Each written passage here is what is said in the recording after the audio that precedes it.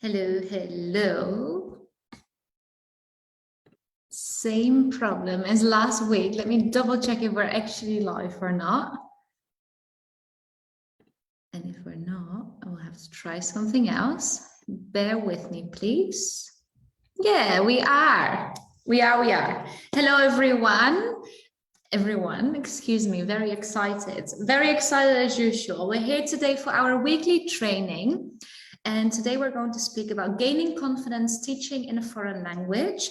And I'm specifically going to speak about 3 beliefs that you may have or that may come up in your head when you teach yoga in a foreign language or when you want to and that are holding you back right now. So give me a moment and let me go live on Instagram at the same time. And in the meantime, let me know as well, are there beliefs or things that come up for you when you want to teach yoga in a foreign language and that you think that could be a reason for you to not do it? Probably linked to self-doubt, maybe your self-esteem, or the abilities that you have, the skills and the knowledge that you have that maybe are not in the right place. So let me know in the comments. And in the meantime, going live on Instagram, as I said. So 3 things that make you right.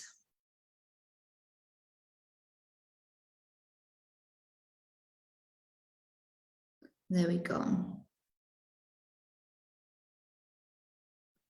That's not working. It's Mercury retrograde. So I'm blaming all of the technology issues on the planets, but here we are. Here we are. All right. So 3 things that make you, 3 beliefs specifically that may make you lack confidence teaching in a foreign language. And I want to start off saying that I did a little bit of research in our community over the past weeks and really asked them to find out what the things are that are holding them back right now and the things that they want to work on or think they should work on to feel more confident teaching yoga in English. Now, if you are already teaching in English, but you want to teach in, for example, Spanish or Italian or French, we have a multilingual yoga community. So there's a lot of people that speak different languages already teaching English. So the beliefs that I'm going to speak about today, they do count for any foreign language that you want to teach in. All right, so let me know if you think or feel that you experience lack of confidence when teaching in a foreign language. Is this something that you deal with?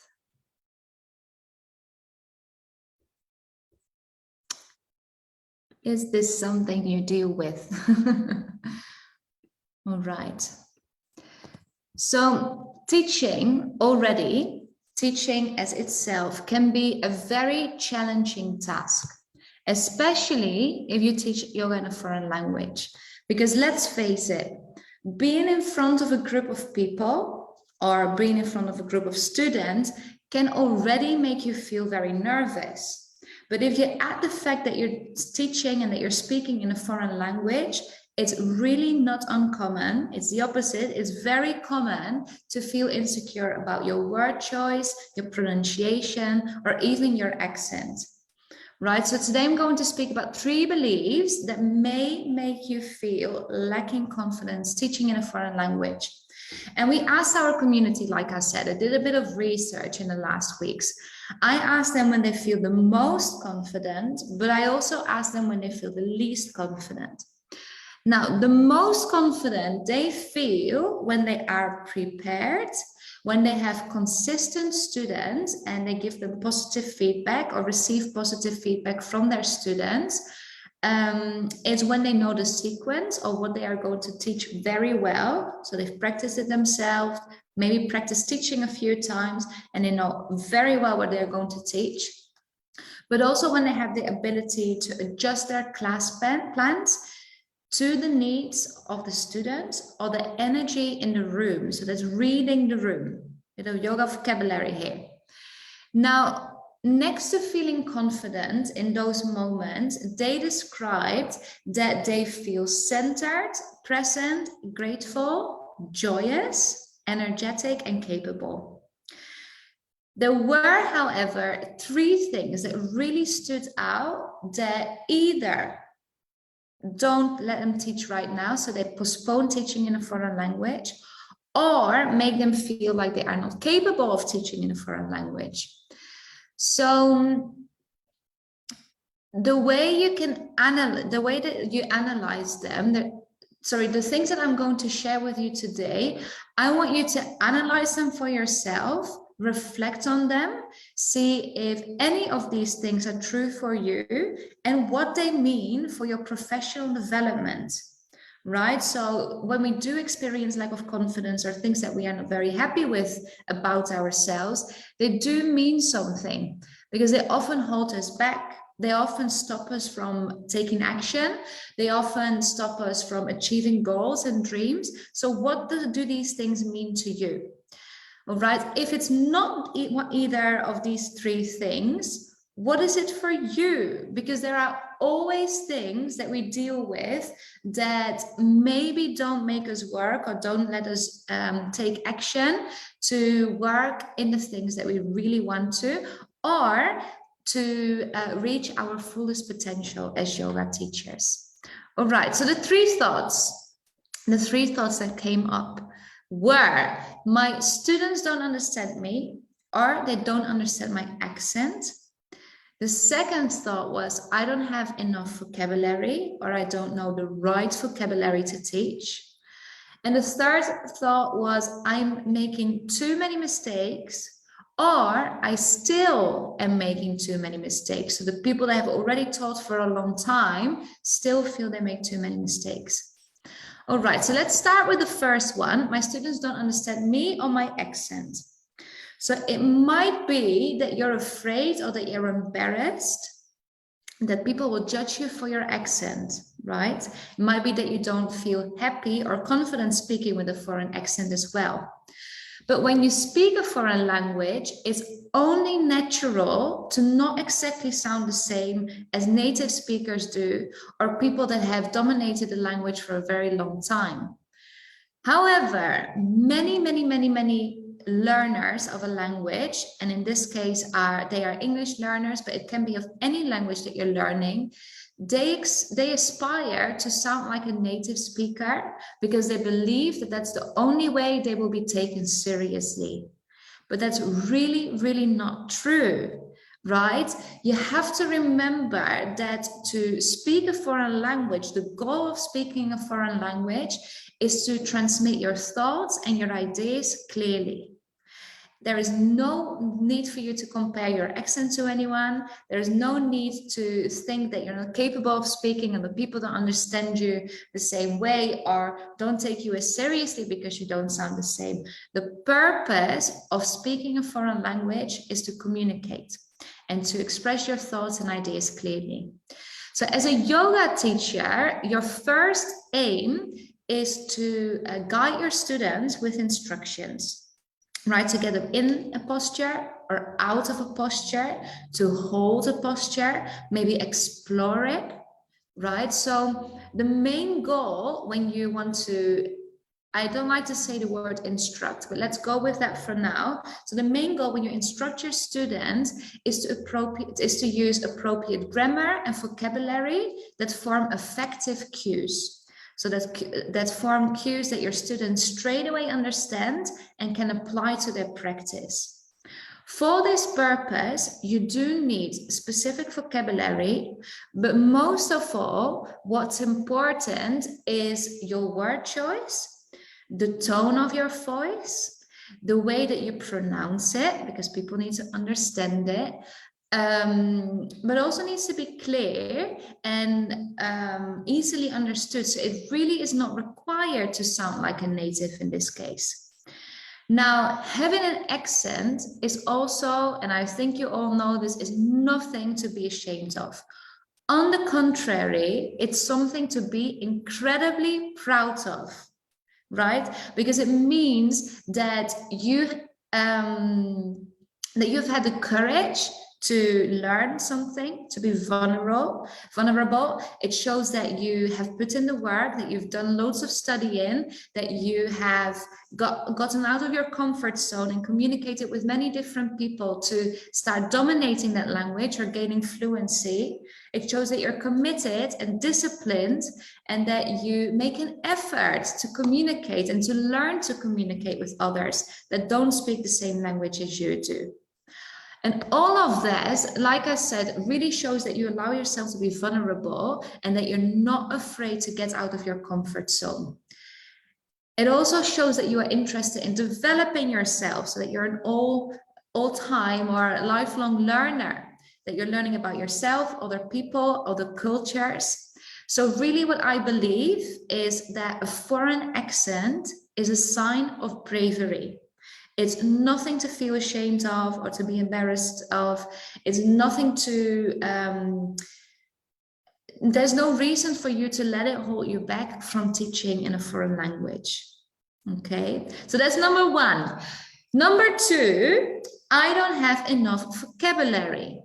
Now, it may be that you don't have all the vocabulary you need to teach yoga effectively.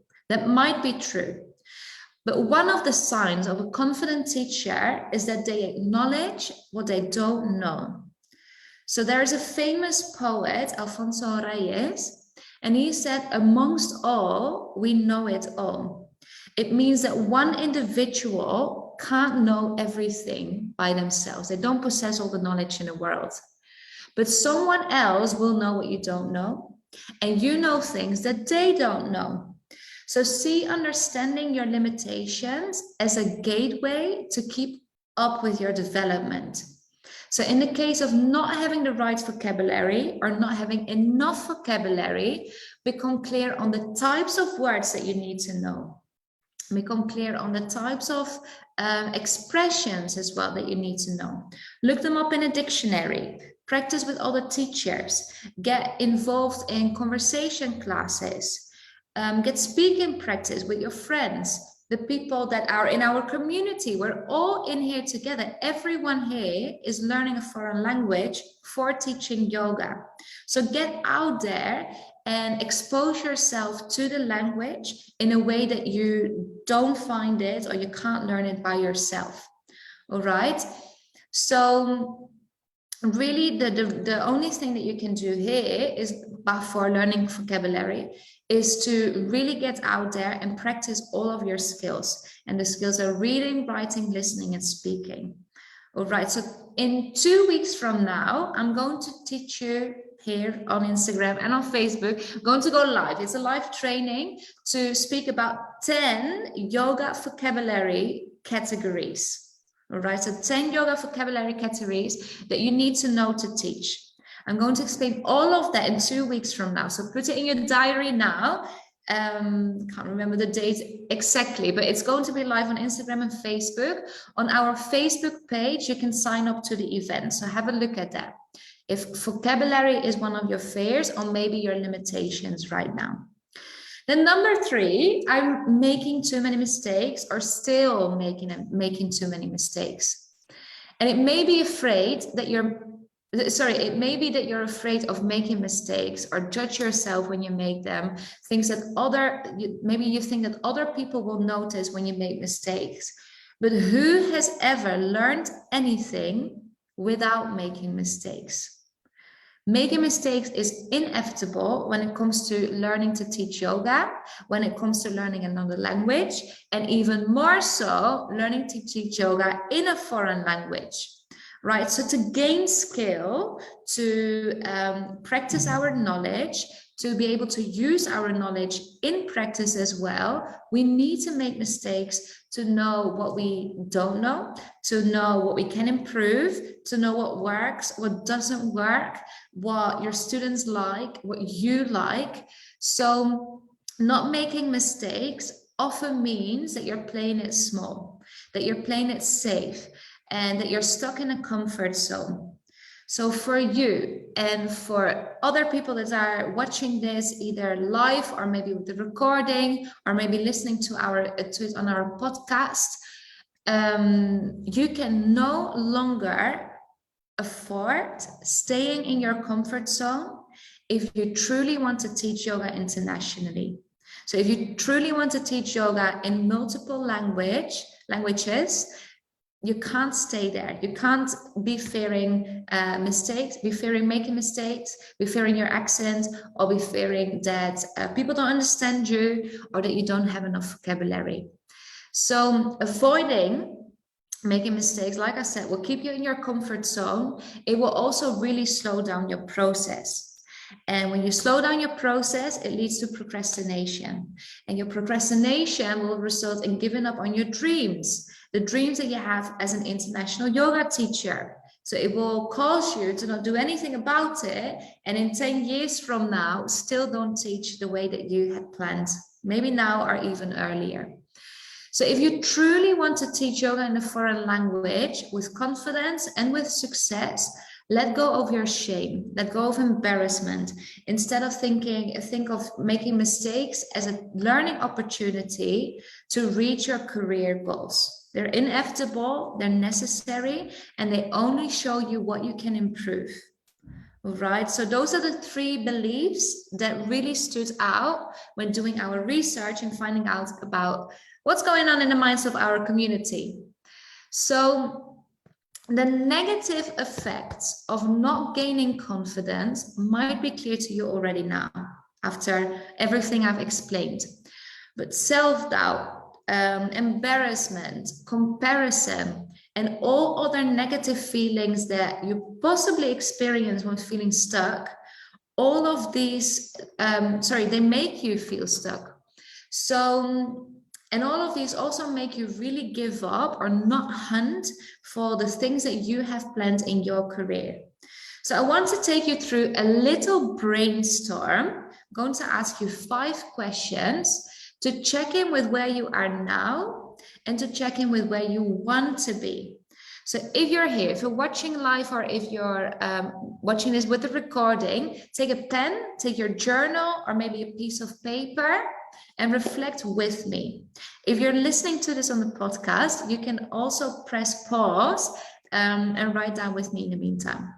So, little brainstorm, 5 questions. Question number 1, and actually they're not questions, I want you to fill in the blank. So I'm going to give you a start of a sentence and you fill it in the way that's true for you. So number 1, I want to teach in. And that can be a country. If you want to say I teach at, it can be a place. But think of a location that you want to teach. So I want to teach in. Question number 1. Number 2 is I want to teach to. So these are people or anyone, anyone that identifies themselves as a person. But specifically think of the type of people. So maybe it's seniors, maybe it's kids, maybe it's yoga for pregnancy, maybe it is yoga to rock climbers, anyone. Who do you want to teach? So I want to teach to. Question number 2. Number 3, I want to help them. And that will be filled with a purpose. So what's the purpose of this? If you want to teach yoga to seniors, for example, why? What's the reason why you want to teach them? Do you want to help them with back pain, feeling more vital, feeling more energized, maybe having a daily activity? What's the reason why you want to teach them? Then question number 4, I want to feel a specific emotion or feeling. And very often it will be something like fulfilled. I want to feel accomplished. I want to feel confident, capable, successful. How do you want to feel? And the last question, number 5, I want my students to feel like an emotion or a feeling. So maybe you want the exact same things for them too, but how do you want them to feel? So number 1, I want to teach in location. Number 2, I want to teach to people. Number 3, I want to help them, the purpose or the reason why. Number 4, I want to feel personally an emotion or a feeling. And number 5, I want my students to feel an emotion or a feeling. All right, so have a think of where you really want to be. Have a think about what your goals are and what you want to do in your career. So I dare to bet that to get where you want to be in your teaching career, so teaching in, teaching to, sharing your purpose, feeling something, making other people feel a certain something, your self-belief is the very, very first thing that you need to give attention to and put everything in the right place. Self-belief, self-esteem, confidence. Your mindset is everything when it comes to achieving your goals. And if your goal is teaching yoga in a foreign language. So when you experience this lack of confidence, it often causes you to not trust yourself, not trust your abilities, or even your previous achievements. All of this might sound very similar to the definition of imposter syndrome, right? In return, when you experience these things, you delay your goals, your dreams, your purpose, and it will make you feel lost, maybe stuck, unsupported, and eventually it will result in that you give up. So after this training, take a moment to reflect on those questions, the 5 questions for brainstorming that I've given you, and think of some activities or maybe people that can help you with the goals that you have, or that can help you overcome the limiting beliefs that you experience, right? Remember as well that we are here to help you. So for those that are watching on Instagram, join the Teach Yoga and English support group on Facebook, because that's a multilingual community of people with very like-minded ideas and goals and challenges that they experience. So you can really find support there with us. Also, if you don't know about this already or haven't listened to it before, check out our podcast, because there are many different episodes that help you with anything teaching yoga or maybe starting your business. So that's the Your Yoga in English podcast on Facebook, excuse me, on Spotify, on Apple Podcast, on Google Podcast, many different platforms. So check it out, Your Yoga in English. And if you haven't already, take our quiz, because the quiz can really give you an idea of your teaching style right now and how you can develop it, because I'm giving you 3 steps to go through to develop your personal style and obviously feel more confident teaching. So for those that are on Instagram, the link is in my bio. For those on Facebook, I'm going to put the link in the comments. And for those on the podcast, look at the description. There are links to everything that I've mentioned. So the group, Instagram, and our podcast and the quiz. All right, I'm going to check in. Does anyone have any questions? Any questions from you today?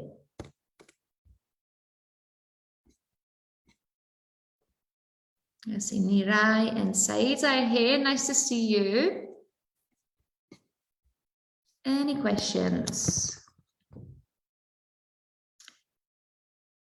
All right, as you go through your day and you have questions come up, or if you are going through your brainstorm questions and you want to have feedback, let me know. I'm here for you. You can send me an email at annie@engaunite.com, or you can send me a private message on Facebook and Instagram. I hope to see you next week again. Next week, I will be back to speak to you about, oh, it's not in 2 weeks. I'm so sorry. It's next week. Next week, I'm going to speak about the 10 categories of yogic terms you should know. So 10 categories of words that you need to know when you want to teach yoga in English. So join me next week. It's on Wednesday, 4 p.m. CEST, summertime.